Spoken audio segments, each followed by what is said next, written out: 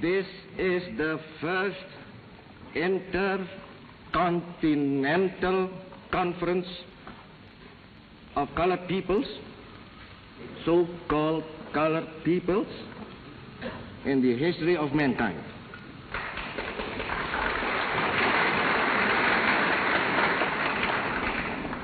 I am proud that my country is your host. It is a new departure in the history of the world that leaders of Asian and African peoples can meet together in their own countries to discuss and deliberate upon matters of common concern.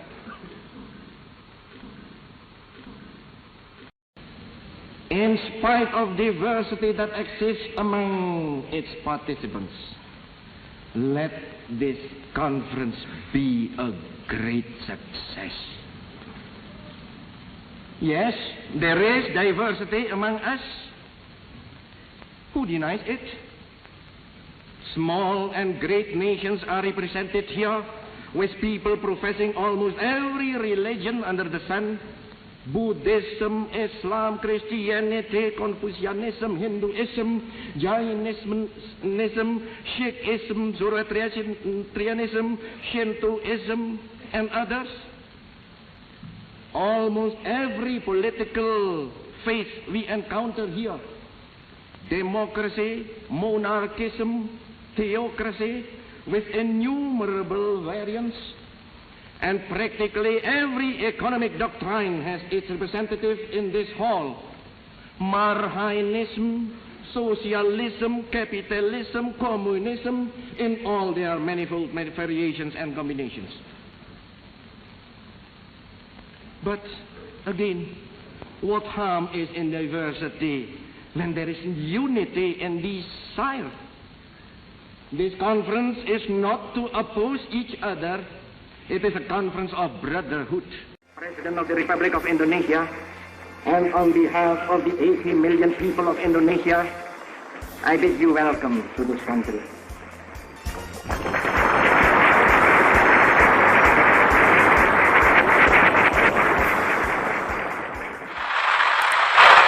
Now, today, I address the leaders of nations and the builders of nations.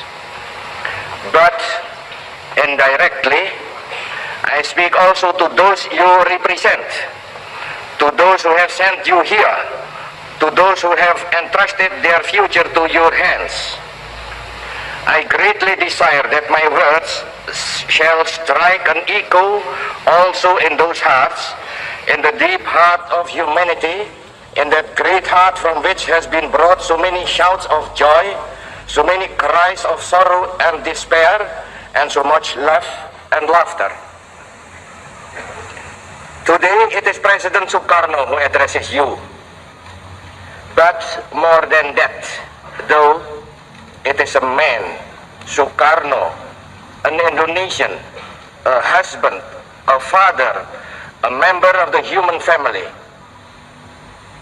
I speak to you on behalf of my people, those 92 million people of a distant and wide archipelago, those 92 million people who have lived a life of struggle and sacrifice, those 92 million people who have built a state upon the ruins of an empire. They and the people of Asia and Africa, of the American continent and the European continent and the people of the Australian continent, they are watching and listening and hoping. They see in this organization of the United Nations a hope for the future and a prospect of the present. The decision to attend this session of the General Assembly was not an easy one for me to take. My own nation faces many problems, and time to solve those problems is always short. However, this is perhaps the most important assembly yet held, and all of us have a responsibility to the rest of the world as well as to our own nations. None of us can escape this responsibility, and surely none wish to. I am very sure that the leaders of the younger and the reborn nations can make a very positive contribution to the solution of the many problems facing this organization and the world at large. Indeed, I am confident that man may once again say the new world is called to redress the balance of the old. It is clear today that all major problems of our world are interconnected. Colonialism is connected to security. Security is connected to the question of peace and disarmament. Disarmament is connected to the peaceful progress of the underdeveloped countries. Yes, all are connected and interconnected. If we succeed in finally solving one problem, then the way to the solution of all the others will be open. If we succeed in solving, for example, the problem of disarmament, then the necessary funds will be available to assist those nations which so urgently need assistance. 5 years ago, 29 nations of Asia and Africa sent their representatives to the Indonesian city of Bandung. 29 nations of Asia and Africa. Today, how many free peoples are there? I will not count them, but look around this chamber now. Then tell me whether I am right or not when I say that this is the time of the building of nations and the time of the emergence of nations. Yesterday, Asia, and that is a process not yet completed. Today, Africa, and that too is a process not yet completed. For 15 years now, the West has known peace, or at least the absence of war. Of course, there have been tensions. Yes, there has been danger. But the fact remains that in the midst of a revolution engulfing 3/4 of the world, the West has been at peace. Both great blocs, in fact, have successfully practiced coexistence for all those years, thus contradicting those who deny the possibility of coexistence. We of Asia, I repeat, we of Asia, we have not known peace. After peace came to Europe, we endured atomic bombs. We endured our own national revolution in Indonesia. We endured the torment of Vietnam. We suffered the torture of Korea. We still suffer the agony of Algeria. Is it now to be the turn of our African brothers? Are they to be tortured while our wounds are still unhealed? And yet, the West is still at peace. Do you wonder that we now demand, yes, demand respite from our torment? Do you wonder that now my voice is raised in protest? We, who were once voiceless, have demands and requirements. We have the right to be heard. We are not subject of barter, but living and virile nations with a role to play in this world and a contribution to make. Imperialism is not yet dead. People sometimes say imperialism and colonialism is dead. No, imperialism is not yet dead. It is dying. Yes, the tide of history is washing over its battlements and undermining its foundations. Yes, the victory of independence and nationalism is certain. Still, and mark my words well, the dying imperialism is dangerous as the wounded tiger in a tropical jungle.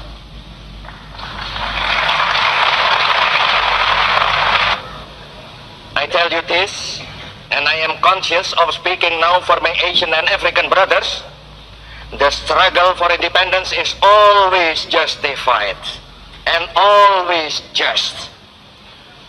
Those who resist that irresistible onward march of national independence and self-determination are blind.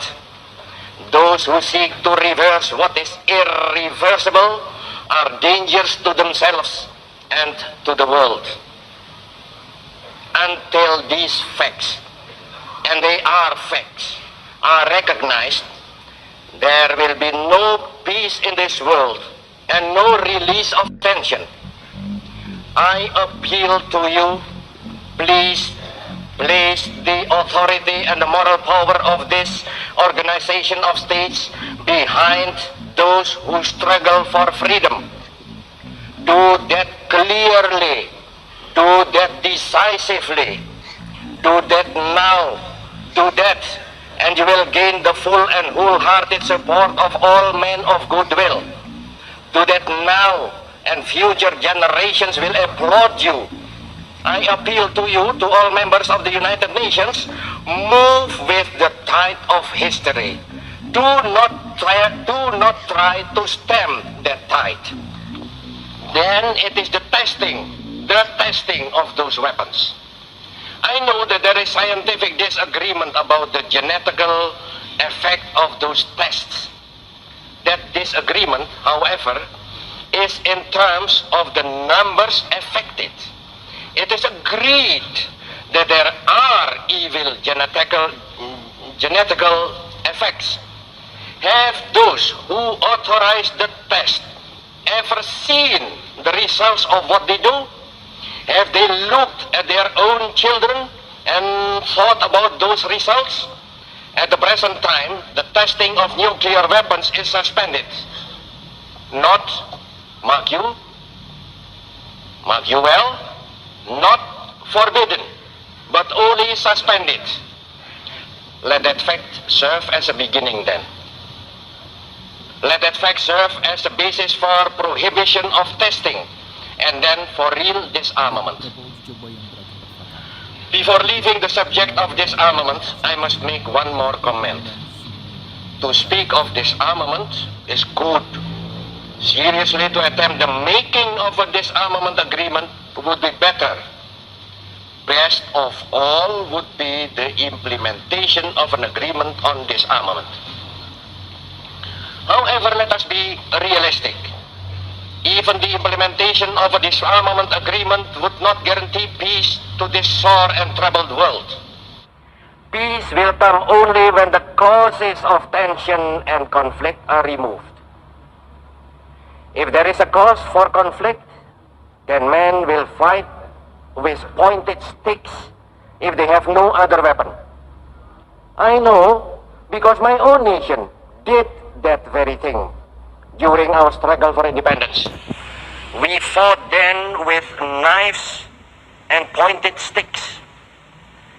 In order to make peace, we must remove the causes of tension and of conflict. That is why I spoke deep from my heart about the necessity of cooperation to bring about the final and glorious end of imperialism. Where there is imperialism and where there are simultaneously armed forces, then the position is a dangerous one indeed. Again, I speak from experience. That is the situation in West Irian. That is the situation in the 1/5 of our national territory which still labors under imperialism. There in West Irian, we have imperialism and the armed forces of imperialism. Bordering that territory, our own troops stand guard by land and sea. Those two bodies of troops face each other. And I tell you, that is an explosive situation. Very recently, those young and misguided troops who were in West Irian defending an outmoded conception were reinforced by an aircraft carrier, the Karl Doorman, from their remote homeland. I tell you, that then the situation became positively dangerous. I tell you in all seriousness, the situation in West Irian is a dangerous situation, an explosive situation. It is a cause of tension, and it is a threat to peace. General Nasution is not responsible for that. Our soldiers are not responsible for that. Sukarno is not responsible for that. Indonesia is not responsible for that. No, the threat to peace springs directly from the very existence of colonialism and imperialism. Remove those checks to freedom and emancipation, and the threat to peace disappears. Eradicate imperialism, and the world becomes immediately and automatically a cleaner place, a better place, a more secure place. Build the world fit for the dreams and the ideals of humanity. Break now with the past, for the day is at its dawning. Break now with the past, so that we can justify ourselves with the future.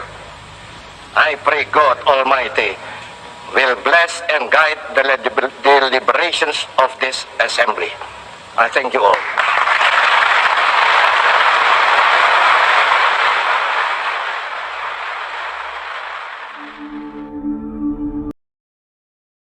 Dilapor kepada saya bahwa Radio Kuala Lumpur berkata, Republik Indonesia, Presiden Soekarno, sekarang sudah nggak ada artinya. Nggak ada orang yang mau dengar, nggak ada orang yang mau ikut.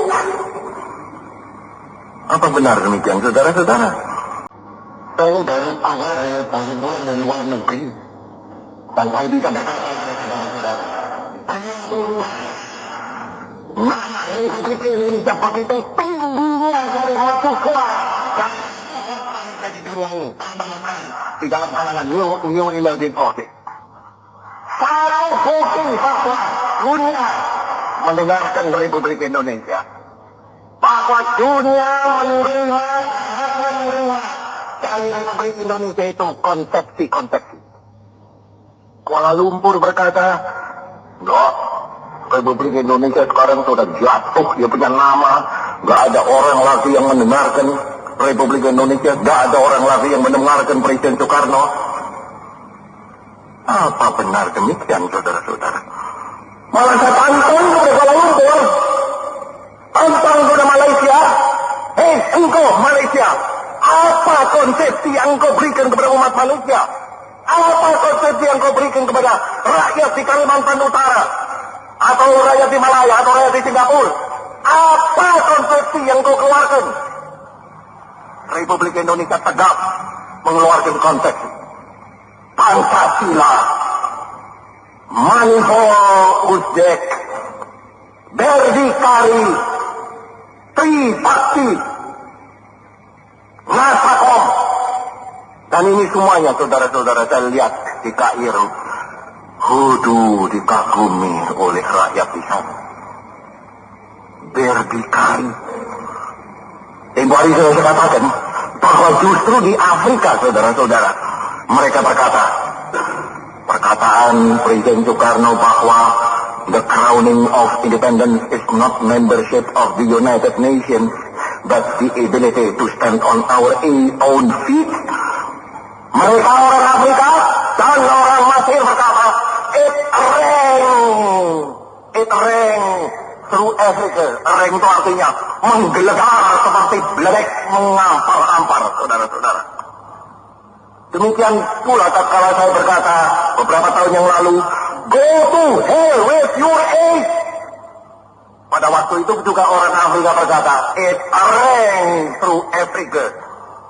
Saya tanya sekarang kepada Malaysia, apa suaramu yang membuat rakyat-rakyat di lain negara merasa kering, merasa menggelegar? Tidak ada. Malaysia adalah satu negara, kalau boleh dinamakan negara, tanpa konsepsi. Satu negara tanpa ideologi. Satu negara yang kosong lumpuh. Bahkan tempoh hari sudah saya katakan, satu negara yang diadakan untuk overvote the Chinese element in Malaysia. To overvote, mengalah setemken rakyat di sana yang asal dari Tionghoa. Dikalah kuarakan dengan rakyat yang asal Melayu. Kita tidak, saudara-saudara. Kita adalah satu negara yang mempunyai ide, mempunyai ajaran. Itu andalan dulu. Mempunyai agama. Sebab kalau dikatakan agama tidak boleh. Memang tidak boleh. Haram itu. Indonesia mempunyai Pancasila. Memberikan Pancasila kepada dunia. Indonesia mempunyai manipul ujek. Memberikan manipul ujek kepada dunia. Indonesia mempunyai Trisakti. Memberikan Trisakti kepada dunia. Indonesia mempunyai Nasakom. Memberikan Nasakom kepada dunia. Indonesia mempunyai berdikari. Memberikan ide berdikari kepada dunia. Kemarin dulu di Bogor saya katakan, justru ide berdikari inilah membuat kaum imperialis gemeter. Jikalau konferensi AA yang kedua bisa terjadi. Karena mereka yakin, kaum imperialis, kalau konferensi AA kedua terjadi di Aljazair, dan di situ Indonesia menganjurkan berdikari kepada seluruh rakyat Asia dan Afrika. Aku berkata di Bogor, lonceng kematian imperialisme berbunyi. Sebab capitalism inti daripada imperialisme ialah membuat bangsa-bangsa tidak berdiri di atas kaki sendiri. Prinsip inti daripada imperialisme ialah membuat bangsa-bangsa memerlukan barang-barang bikinan imperialis, memerlukan persenjataan daripada pihak imperialis, memerlukan bantuan daripada pihak imperialis. Malaysia, apakah Malaysia itu berdikari? Sama sekali tidak. Dalam hal pertahanan tidak berhenti-berhenti. Minta tolong Inggris, minta tolong Australia, minta tolong New Zealand. Inggris, kalau betul-betul engkau anggota Commonwealth, tolonglah kepada kami. Australia, kalau betul-betul engkau anggota daripada Commonwealth, tolonglah kepada kami. New Zealand, kalau betul-betul engkau anggota daripada Commonwealth, tolonglah kepada kami. Tolong. Mana itu berdikarinya, saudara-saudara? Sama sekali tidak ada.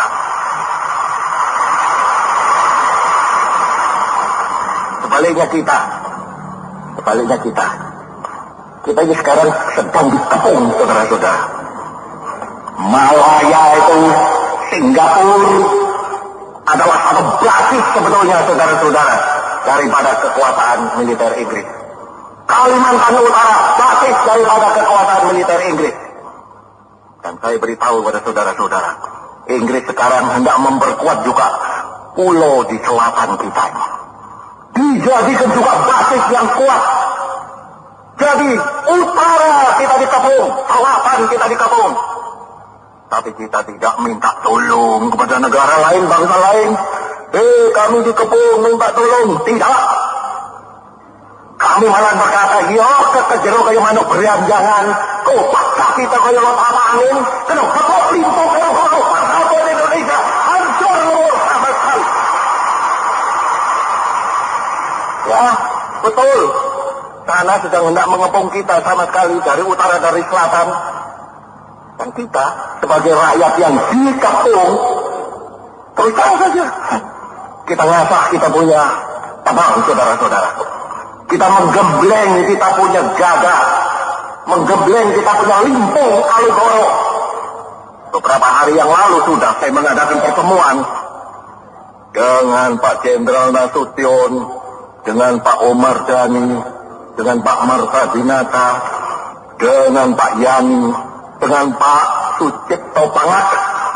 Mari kita sempurnakan kita punya pertahanan. Oleh karena kita dikepung. Dan sekarang saudara-saudara, sudah konsepsi baru daripada pertahanan ini sudah selesai. Dan dengan konsepsi baru itu kita berkata, ayo sakarmu maju kabeh lakani katiku.